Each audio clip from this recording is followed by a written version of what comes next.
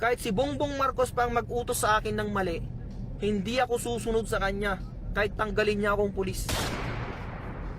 Diba? Ba't ako susunod sa kanya? Sino ba siya? Siya ba ang boss ko? Hindi ko siya boss. Ang boss ko, yung nagpapasahod sa akin. Sino bang nagpapasahod sa akin? Mga Pilipino. Diba? Mga Pilipino ang nagpapasahod sa akin. Ba't ako susunod sa presidente? Ano ba siya? Presidente lang siya. Diba? Ako, pulis ako. Pwede ko siyang arestuhin pagka wala siya sa serbisyo. Pagka wala siya sa pwesto niya. Alam mo yung tinatawag na self-respect or anong tawag dun? Dignity. Alam mo yung dignity ng isang empleyado, dapat hindi mo inaapakan yun. Hindi porke mas mababa sa'yo, aapak-apakan mo na lang yung dignidad niya.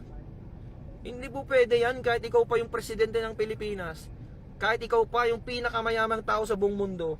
Hindi mo pwedeng apak-apakan yung dignidad ko bilang tao, tandaan mo yan. Kahit sino ka pa. Diba? Kahit sino ka pang tao kang yan, kung inapak-apakan mo yung dignidad ko, magkamatayan na tayo. Diba? Ikaw kayo yung ganya-ganyanin ko, ikaw kayo yung kupal-kupalin ko kung anong mararamdaman mo. Diba? Try mo din kayang maging biktima ng kakupalan. Tingnan natin, baka iyak ka na lang dyan sa gilid.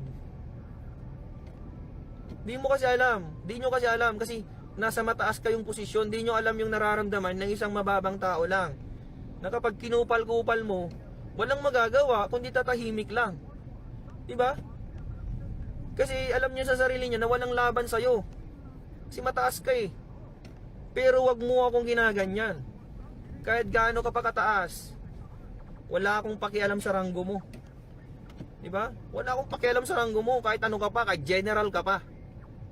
Kahit ikaw pa ang hepe ng PNP, kahit ikaw pa yung pinakamataas sa buong mundo, sabi ko na nga ba. Kapag kinupal-kupal mo ako at ay napakan mo yung dignidad ko, magkamatayan na tayo. Diba? Yun yung prinsipyo na pinaglalaban ko, mga kasama. Yan yung tinatawag na prinsipyo. Hindi yan mabibili ng pera kahit anong magkano mang pera yan. Tandaan nyo lagi na yung prinsipyo lang yung kaya mong ipaglaban sa buong buhay mo. Kahit wala ka ng pera, kahit wala ka ng kung ano-ano man yan, kahit anong meron ka, na winala ng mga tao, prinsipyo lang yung matitira sa'yo. Tandaan nyo yan. Dignidad lang matitira sa'yo. At wag na wag mong ibebenta yan kasi yan lang yung natitira sa'yo. Diba? Nagigets nyo ba ako?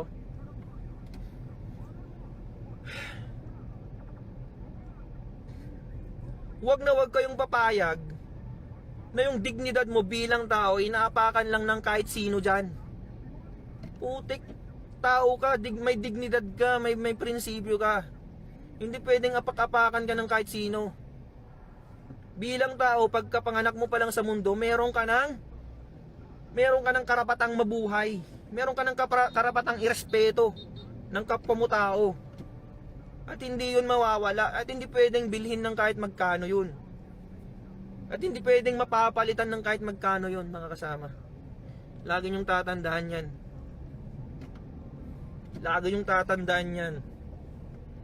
Yun na lang yung nagpapatibay sa'yo bilang tao, yung prinsipyo mo eh. Kung wala ka ng prinsipyo sa mundo, kung wala kang prinsipyo sa buhay, anong tawag sa'yo? Di ba? Kung wala kang prinsipyo sa buhay mo, anong tawag sa'yo? Isa kang robot, di ba? Kung wala kang prinsipyo, isa kang robot, isa kang utusan, isa kang aso. Kasi yung aso, walang prinsipyo yung aso eh. Kung saan may pagkain, dun siya. Di ba? Ganun ang aso. Kung alukin mo ng pagkain yung aso, dun siya pupunta kahit hindi niya amo. Kung saan yung pagkain, dun siya pupunta. Ganun ang taong walang prinsipyo, mga kasama. Kung saan may pagkain, dun siya. Putik na yan. Anong klaseng tao ka kung ganun? Eh di para ka na ring aso. Di ba? Gets nyo yung point ko?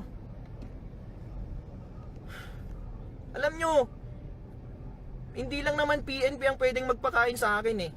Ang dami bang pwedeng paraan yan para kumain ako sa isang araw. Sa buong araw, sa buong buhay ko. Hindi lang PNP. Ano yun? Dahil dito ang may pagkain, kahit dahil dito lang ang may pagkain? Ganun ba yon? Sa PNP lang bang may pera? Putik. Ang daming pwedeng pagkakitaan dyan kung pera lang ang dahilan kung bakit tayo nagpulis. Di ba? Nagpulis tayo hindi dahil lang sa pera. Tandaan niyo yan. Nung nag-a-apply tayo ng pulis, ang dami nating pinagdaanan, ang dami nating pagsubok para lang makapasok. Di ba? Tapos ngayon na may pagsubok sa atin, ibebenta nyo yung prinsipyo nyo. Ibebenta nyo yung prinsipyo nyo para lang sa sahod. Magkano ba sinasahod natin? Sa aming mga patrolman, 29,000 lang mga kasama. 29,000 lang. Anin mo yung 29,000 kung ang kapalit nun. Ang kapalit nun, anong kapalit nun? Prinsipyo mo. Ipagpapalit mo yung prinsipyo mo sa kakarampot na 29,000. Puta.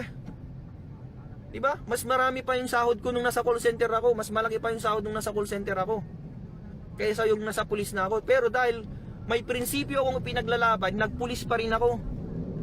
Kasi gusto ko nasa tama lahat, nasa ayos lahat. Gusto ko nasa ayos lahat ng mga bagay sa Pilipinas. Diba? Kaya tayo nagpulis kasi gusto natin maayos. Pero ngayon, dahil hindi na maayos yung mga bagay-bagay, hindi na po pwede. Alangan naman na magpupulis ka pa kung hindi na maayos. Anong kwenta mong pulis ka dyan kung hindi mo na maayos yung problema sa bansa? Diba? Alangan naman na magbulag-bulagan ka na lang dyan para lang sa 29,000? Anong kwenta mong pulis, diba? Anong kwenta mong pulis ka? Ako, wala akong pakialam kung tanggalan nila ako ng trabaho. Wala akong pakialam kung kasuhan nila ako. Wala akong pakialam. Ang pakialam ko lang is dapat nasa tama lahat. Nasa tama lang lahat dapat. Hindi pwedeng kung ano-ano na lang sasabihin sa atin, susunod-sunuran na lang tayo.